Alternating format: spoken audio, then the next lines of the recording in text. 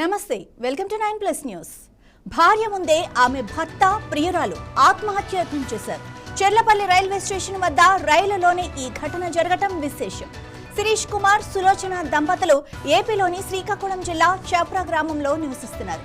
Auto నడుపుతున్న శిరీష్ కు చప్రా గ్రామంలోనే ఒక వివాహిత పరిచయమైంది. భర్త అనారోగ్యంతో బాధపడుతూ ఉండటంతో ఆ వివాహిత హైదరాబాద్ మూసాపేటలోని సోదరి ఇంట్లో నివసిస్తోంది. వివాహితతో అక్రమ సంబంధం పెట్టుకున్న శిరీష్ చప్రా గ్రామం నుంచి తరచూ హైదరాబాద్ వచ్చి ఆమెను కలుస్తూ ఉండేవాడు.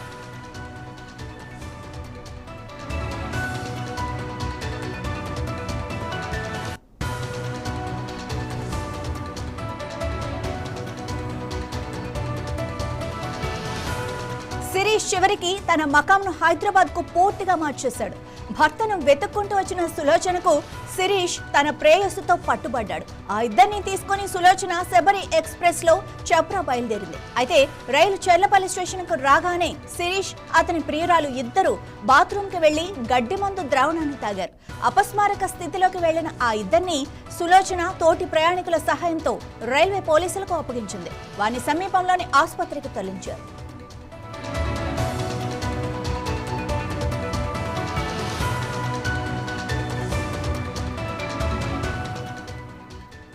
ఇదే విషయానికి సంబంధించి మరింత సమాచారాన్ని మా బ్యూరో చీఫ్ రాజ్ కుమార్ అందిస్తారు. రాజ్ కుమార్, మరి ఈ విషయానికి సంబంధించి మీ దగ్గర ఉన్న అప్డేట్స్ ఏంటి?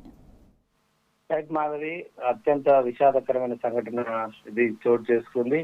ప్రస్తుతానికి మధ్యలో మనం చూస్తా ఉన్నాం, ఇలాంటి అక్రమ సంబంధాలు కావచ్చు, పెళ్ళైన తర్వాత కానీ పెళ్లికి ముందు కానీ చాలా ఇల్లీగల్ కాంటాక్ట్స్ తో ఈ రోజు సొసైటీ అంతా కూడా అట్టడికిపోతుంది. అందులో భాగంగానే ఒక సంఘటన తర్వాత ఒకటి సంఘటన తర్వాత ఒకటి జరుగుతా ఉంది. పూణేలో సంఘటన అది జరిగింది. అది మరొక ముందే మళ్ళీ ఒక సంఘటన, ఒక దగ్గర హత్యలు జరుగుతుంటే మరో దగ్గర ఆత్మహత్యలు జరుగుతా ఉన్నాయి.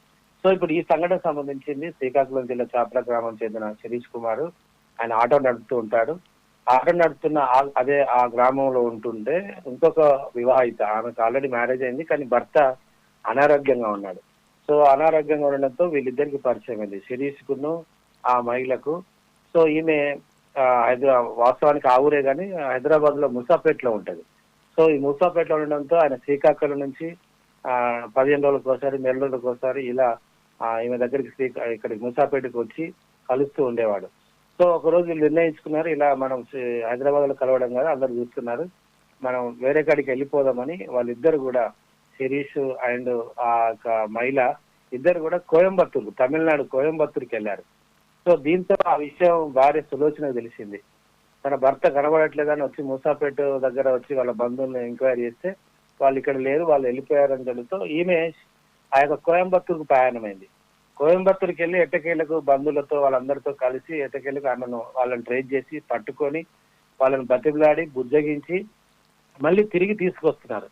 సో తిరిగి మన ఊరికి వెళ్దామని తీసుకొస్తున్న నేపథ్యంలో మరి ఆ ట్రైన్ లో వస్తున్న శబరి ఎక్స్ప్రెస్ కోయంబత్తూరు నుంచి బయలుదేరి ఇక్కడికి వస్తుంటే ఇక వీళ్ళు డిసైడ్ అయిపోయారు, ఎందుకంటే భార్య దొరకబట్టింది, బంధువులు పట్టుకున్నారు కాబట్టి మనం విడిపోయే అవకాశాలు ఎక్కువ ఉంటాయని ఏమనుకున్నారేమో, వాళ్ళు ఆల్రెడీ ప్రిపేర్ అయినట్టుంది. ఎప్పుడైతే భార్య బంధువులు అక్కడికి వెళ్ళి వాళ్ళు రెడ్ హ్యాండెడ్ గా పట్టుకోవడంతో వాళ్ళు డిసైడ్ అయినట్టుగా ఉంది. సో వాళ్ళతో పాటు గడ్డి మందు తెచ్చుకున్నారు. అది ట్రైన్ లో ఒక ఏదైతే వాష్రూమ్ ఉంటుందో వాష్రూమ్ లో వాళ్ళు దాచుకున్నారు. ఇక చెర్లపల్లి రావడంతో ఇక వాళ్ళు ఏం చేశారంటే, ఇక హైదరాబాద్ వస్తుంది, దిగాల్సి వస్తుంది కాబట్టి మనం విడిపోయే అవకాశాలు ఎక్కువ ఉంటాయనే ఆలోచనతో ఆ గడ్డి మందు ఇద్దరు కూడా తాగారు. భార్య చూస్తుండగానే భర్త యొక్క ప్రియురాలు ఇద్దరు కూడా మందు, ఆ గడ్డి మందు తాగి, అది చాలా పాయిజన్ గా ఉంటుంది. చాలా రాష్ట్రాల్లో ఇది బ్యాన్ చేశారు మందు, చాలా విషపూరితమైన మందు. సో తాగడంతో వెంటనే అక్కడున్న ఆ ట్రైన్ లో ఉన్న వాళ్ళందరూ కూడా, ఈ భార్య సులోచన మిగతా బంధువులందరూ కూడా, అక్కడున్న ప్రయాణికులందరూ కూడా ఆర్కే పోలీసులకు సమాచారం ఇస్తే రైల్వే పోలీసులు మళ్ళీ గాంధీ ఆసుపత్రికి తరలించారు. వాళ్ళిద్దరు కూడా చాలా విషమ పరిస్థితుల్లో ఉన్నారు. బతుకుతారా లేదా అనేది ఇంకా గ్యారంటీ లేదు కానీ చాలా డేంజర్ లో ఉన్నారు. సో ఇది సిచ్యువేషన్ ఈ రకంగా జరిగింది. వాళ్ళు ఇప్పుడు గాంధీ ఆసుపత్రిలో చికిత్స పొందుతున్నారు. మాధవి, దీని గురించి మరి పోలీసులు కానీ లేకపోతే ఆసుపత్రి వర్గాలు కానీ ఏమంటున్నాయి వాళ్ళ పరిస్థితి గురించి? సో వాళ్ళ పరిస్థితి అయితే సీరియస్ గా ఉంది. ఎందుకంటే ముందు చెప్పినట్టు పాయిజన్, గడ్డి మందు అనేది చాలా పాయిజన్ గా ఉంటుంది. కొంచెం మోతాదు తక్కువ తీసుకున్నారు కాబట్టి హాస్పిటల్ దాకా వచ్చారు.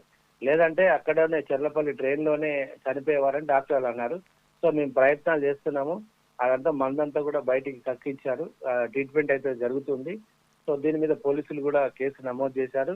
ఇంకా దీని పూర్వపరాలు దాని మీద దర్యాప్తు చేస్తున్నారు. దీని మీద ఇంకేదైనా సమస్య ఉందా, ఈ అక్రమ సంబంధమేనా, లేకపోతే ఇంకేదైనా కారణాలు ఉన్నాయా అన్న దాని మీద పోలీసులు కేసు నమోదు చేసి లోతుగా దర్యాప్తు చేస్తున్నారు. Right, thank you Raj Kumar.